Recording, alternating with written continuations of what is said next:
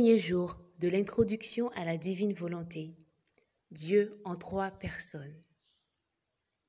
Extrait du livre Le royaume de la divine volonté. Au commencement, avant toute création, il y avait un être. Cet être qui est éternel était Dieu, Dieu en 3 personnes, le Père, le Fils et le Saint-Esprit. Les 3 personnes divines sont distinctes, mais en parfaite unité d'être, d'essence et de volonté. La plus haute et la plus belle chose qu'on puisse dire à leur sujet, c'est qu'elles ont une volonté unique, d'où l'harmonie parfaite, la paix et les délices dans lesquelles elles baignent. Avec le pouvoir infini de leur volonté, les 3 personnes divines produisent sans cesse de nouvelles joies, de nouveaux bonheurs et de nouveaux délices. Elles ont pour royaume la divine volonté. Quand nous récitons le Notre Père, c'est de ce royaume-là dont nous demandons qu'il vienne sur la terre comme au ciel. La divine volonté est toute spirituelle.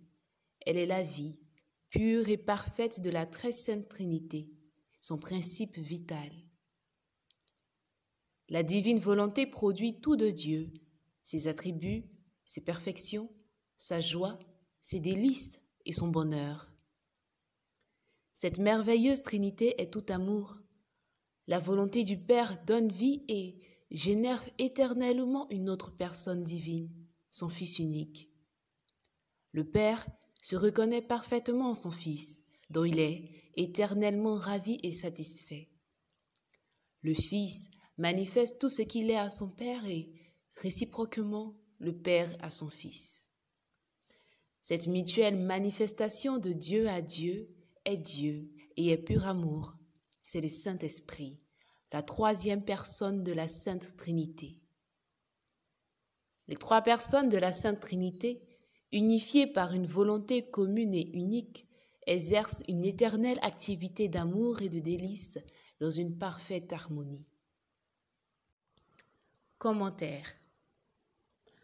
Le royaume de Dieu est le royaume de la divine volonté. Puisqu'elle est commune aux 3 personnes divines, elle met tout en commun entre elles.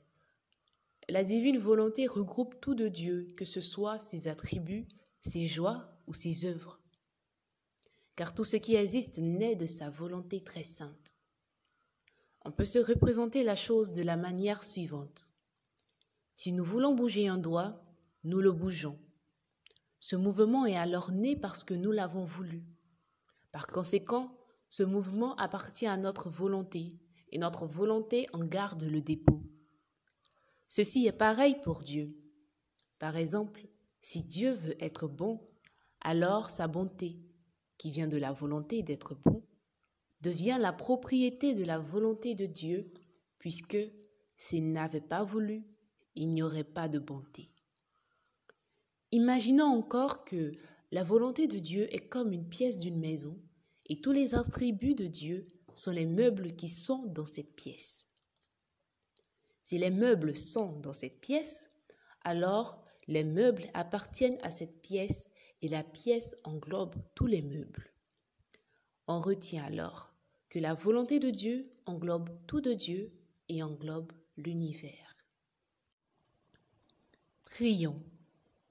Dieu éternel et tout-puissant, je contemple ton amour incrié, parfait et infini. Comparé au tien, mon amour ressemble à un grain de sable face à un immense brasier. Augmente en moi le désir de t'aimer, que ta sainte volonté soit le toit qui m'abrite de tous les dangers. Maman Marie, sois mon éducatrice dans cette découverte de la divine volonté. Je te salue Marie, pleine de grâce, le Seigneur est avec toi. Tu es bénie en toutes les femmes, et Jésus, le fruit de tes entrailles, est béni. Sainte Marie, Mère de Dieu, prie pour nous, pauvres pécheurs, maintenant et à l'heure de notre mort. Amen. Pratique. Pour nous aider à mieux entrer dans ce que le Seigneur nous invite à vivre, chacun d'entre nous peut dire cette petite prière tout au long de la journée. Père, je t'aime dans ta volonté. Jésus, je t'aime dans ta volonté. Esprit Saint, je t'aime dans ta volonté.